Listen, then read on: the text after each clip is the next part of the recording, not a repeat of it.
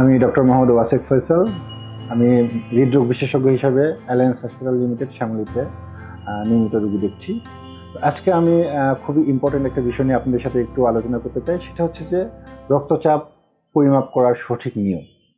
আসলে উচ্চ রক্তচাপ বা হাইপারটেনশন এটা আসলে একটা গ্লোবাল একটা প্যান্ডেমিক একটা ডিজিজ, এবং আমাদের দেশেও কিন্তু মানে শতকরা যত পেশেন্ট আছে শতকরা 20% পেশেন্ট কিন্তু এই উচ্চ রক্তচাপে কিন্তু ভুগে থাকে। প্রত্যেকটা পেশেন্টই কিন্তু উচ্চ রক্তচাপে ফলো আপে আসছে আমাদের কাছে নিয়মিত, এবং যারা নিয়মিত আসতে পারে না তারা কিন্তু বাসায় মাপছে, অথবা আশেপাশে যেগুলো ফার্মাসি আছে এখানে কিন্তু তারা প্রেশার মাপছে। কিন্তু এই প্রেশার মাপার কিন্তু একটা সিস্টেমিক ওয়ে আছে, যেটা হয়তো বা বাসায় যখন মাপে অথবা ফার্মাসিতে যখন মাপে তারা প্রপারলি এটা করতে পারছে না। এই বিষয়টা নিয়ে আমি আজকে একটু আলোচনা করতে যাচ্ছি।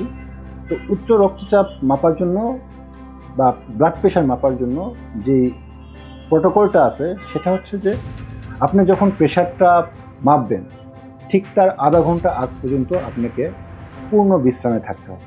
মানে আপনি কোনো কাজ করছেন বা সিঁড়িতে উঠে আসছেন, উঠে এসে সাথে সাথে আমি প্রেশার মাপছি, দেখবেন যে আপনি এক্স্যাক্ট প্রেশারটা কিন্তু পরিমাপ করা সম্ভব হবে না। এই জন্য যেটা বলা হয়ে থাকে গাইডলাইনে যে মিনিমাম আধা ঘন্টা আপনাকে বিশ্রাম নিতে হবে। 2 নম্বর হচ্ছে আপনি প্রেশার মাপার আধা ঘন্টা আগ পর্যন্ত চা, কফি, সিগারেট বা ক্যাফিন টাইপের কোনো খাবার খেতে পারবেন না। এটাও কিন্তু আমাদের রক্তচাপের মানটাকে হ্যাম্পার করতে পারে। 3 নম্বর পয়েন্ট যেটা, সেটা হচ্ছে আপনার যদি প্রেশার মাপার সময় আপনার প্রস্রাবের বা পায়খানার বেগ থেকে থাকে, তাহলে অবশ্যই আপনাকে বাওয়েল এবং ব্লাডারটা ক্লিয়ার করে আসতে হবে। মানে প্রস্রাব করে এসে তারপর আপনাকে প্রেশারটা মাপতে হবে। 4 নম্বর হচ্ছে যেই ঘরে আপনি প্রেশারটা মাপবেন এই ঘরটা হতে হবে একটু নীরব, কাম একটা প্লেস, যেমন কোনো কোলাহল মুক্ত এবং যেখানে কোনো শব্দ দূষণ থাকবে না, এরকম একটা রুমে আপনি প্রেশারটা মাপবেন।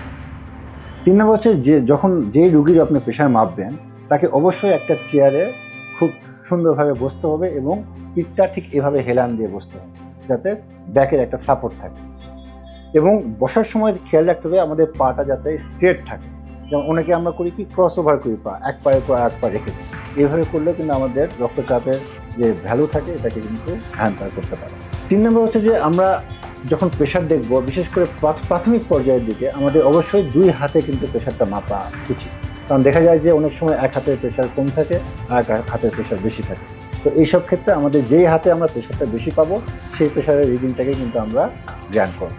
তো মোটামুটি যদি এই ওয়েগুলো যদি আমরা মেনটেন করতে পারি বা এভাবে যদি আমরা প্রেশারটা মেনটেন করি, তাহলে কিন্তু আমরা অ্যাকুরেট রিডিংটা আমরা পাবো। এবং অ্যাকুরেট রিডিং না পেলে কিন্তু আপনি উচ্চ রক্তচাপের যে চিকিৎসা পদ্ধতি সেটা কিন্তু কমপ্লিটলি ফলো করা খুবই টাফ। কারণ অনেক পেশেন্টই আমাদের কাছে এসে বলে যে আমার প্রেশার এত পাইছি। কিন্তু আমরা পরিমাপ করে দেখি যে না, ওনার কথার সাথে আমাদের যে ব্লাড প্রেশার মেজারমেন্ট সেটা কিন্তু এক হয় না।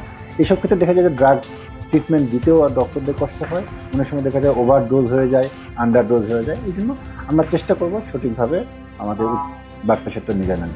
Thank you. আপনারা এরকম আরও ভিডিও পেতে অ্যালায়েন্স হেলথ টক ইউটিউব চ্যানেল থেকে সাবস্ক্রাইব করুন। ধন্যবাদ।